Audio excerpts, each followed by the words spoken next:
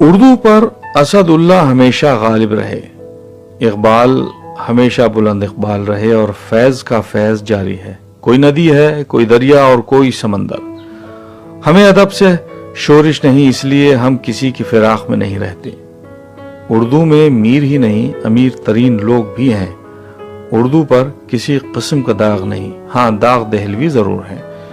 یہاں لوگ ریاض کرتے کرتے مومن بنے اور ان کے ذوق کا یہ عالم تھا کہ دہلی، لکھنؤ اور دکن باقاعدہ دبستان بن گئے، بلکہ دبستان اردو بن گئے۔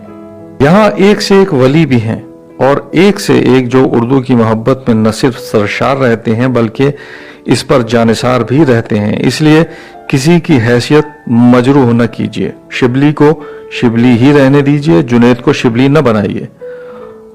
اکبر اگر الہ آباد میں بے نظیر ہیں تو اکبر آباد میں اپنے نظیر بھی کچھ کم نہیں۔ تنقید سے کسی کو فراز نہیں، بغیر تنقید کے نہ کوئی فراز بن سکتا ہے اور نہ سرفراز۔ اردو ادب ہمیشہ ادیبوں اور شاعروں کا مشکور رہا، بلکہ وہ شاکر بھی رہا۔ اس نے شاکر ہی نہیں، پروین شاکر جیسی خوشبو بھی دی ہے۔ اس نے مسدس حالی بھی دیا اور اس نے نہ جانے کتنے سید بھی دیے جو نہ صرف سلیمان ہیں بلکہ ان کے پاس تخت سلیمانی بھی ہے، جس پر ایک دو سید ہی نہیں بلکہ سر سید بھی بیٹھے ہیں۔ یہاں نہ صرف رشید ہیں بلکہ مشتاق جیسے یوسفی بھی ہیں، پطرس جیسے طنز و مزاح کے بخاری بھی ہیں۔ یہاں مختلف رنگ ہی نہیں بلکہ نارنگ بھی ہیں، بلکہ شمس الرحمان جیسے فاروقی بھی ہیں۔ یہاں عبد الماجد جیسے صاحب طرز ادیبوں کا ایک دریا آباد ہے۔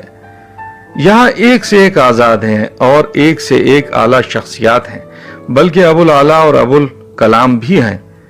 خدا اردو کی اس فضا کو مزید وسیع کر دے تاکہ اس کا فیض مسلسل جاری رہے اور یہ ہمیشہ بلند اقبال اور غالب رہے۔ آمین۔